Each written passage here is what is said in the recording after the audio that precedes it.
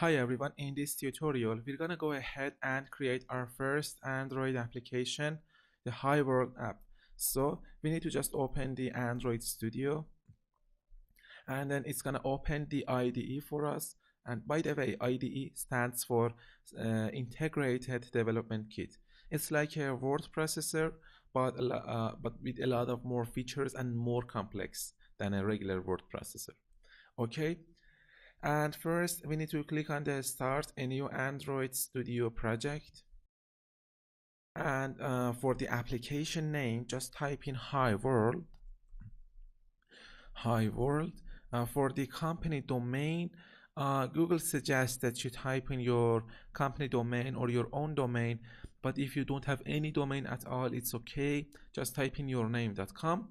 But for the package name, which is the reversed version of the company domain plus the application name, this must be a unique identifier of your specific application in the Google Play Store, because finally when you want to actually upload your application to the Google Play Store, you need to have a unique identifier of your specific application, and that unique identifier is your package name. So I suggest that you click on the edit here and type in a more specific package name that is not used by anyone else in the world, and click on done. And for the project location, the default path is okay for me, but if you want to actually change the default path of the project location, you just need to click on this button and change it here and click on OK. Then click on next. Okay, now it's going to ask you some questions about the minimum SDK and whether you want to create applications for wearable devices, Android TV, Android automobiles, or even Google Glasses. So first, let me point out that in this course, we just want to focus on creating Java applications and creating Android applications for phones and tablets. We're not gonna actually cover creating applications for wearable devices like smartwatches or Android TV, Android automobiles, or even Google Glasses. In the future, I will create an additional course for creating applications for these other devices. Okay, and let's focus on the minimum SDK. So what is SDK?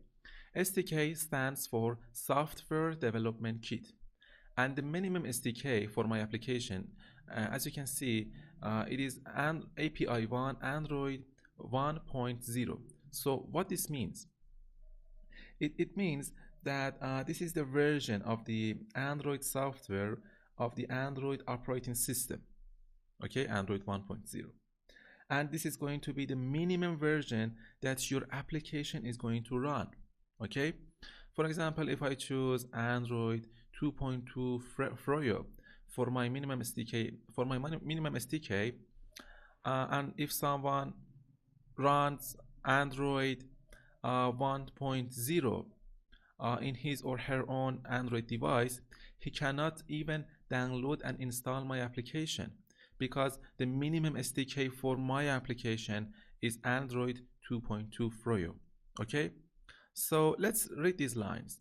Lower API levels target more devices but have fewer features available. Okay, by targeting API 8, as I chose the API 8 Android 2.2, by targeting API 8 and later, your app will run on approximately 100% of the devices that are active on the Google Play Store.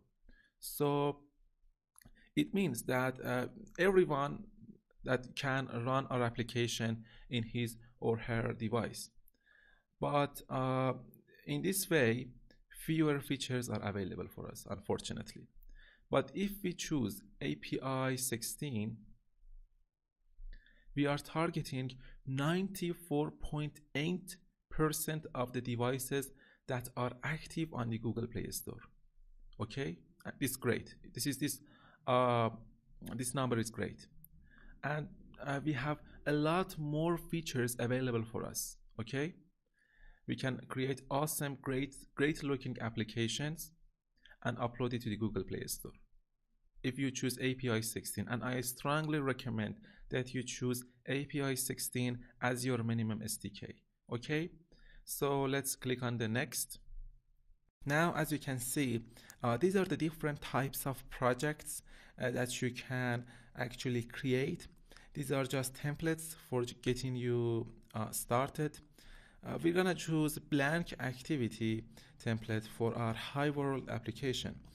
But as I said, these are just templates and you can then easily override them. We've got blank activity, no activity, actually empty activity, full screen activity, Google Ads activity, Google Maps activity, login activity, and others, which we will be covering later in the course. For this application, we just want to use the blank activity and click on next. Okay, now it's gonna ask us some questions about the activity, layout, title, and menu resource name. For this application, you don't need to actually change anything because you're not really familiar with the concepts of activities, layouts, or menu resources. Later in the course, you will be more familiar with these concepts. So for this application, just don't change anything and click on finish. And as you can see, it's gonna actually configure and set up the project for us. And by the way, if it's the first time that you're actually creating an Android application with the Android Studio, it may take some time because it may download some contents or check for the latest versions of code. So be sure to actually wait a little time. And then let me zoom out a little bit for you so that you can actually see the layout easily. Okay, now click on this arrow here and change the Android to project. Okay, and now let me close this and then open it again so that you can see what's going on. And open this arrow here and open the app folder and src and then main. These are the two important actually folders for our application. This is the Java, which you will be more familiar later, but not now. And this is the res, which we are going to work on in this application. First, open this arrow to open the layout folder. And as you can see, these are the two XML files. The differences between these two will be more explained in the next tutorial. But here you just need to click on the content main.xml, just double click on it, and here is the representation of this file. Okay, here on the screen you can actually drag in some components, as you can see here, into the screen and change some attributes here. For example, if I click on this hello world and click on delete on my keyboard and drag in a large text view, for example, into the screen, onto the center of the screen, and for example, and if I want to change the text of this actually text view, I need to click on this text view and look for the text attribute. Okay, as you can see, this is the text attribute for this component. I can change it to hi world. Great. Now our application is ready to be launched. I end this video now. In the next video and in the next tutorial, we're going to actually run our application on a virtual device. Thanks for watching, and I'll see you in the next tutorial.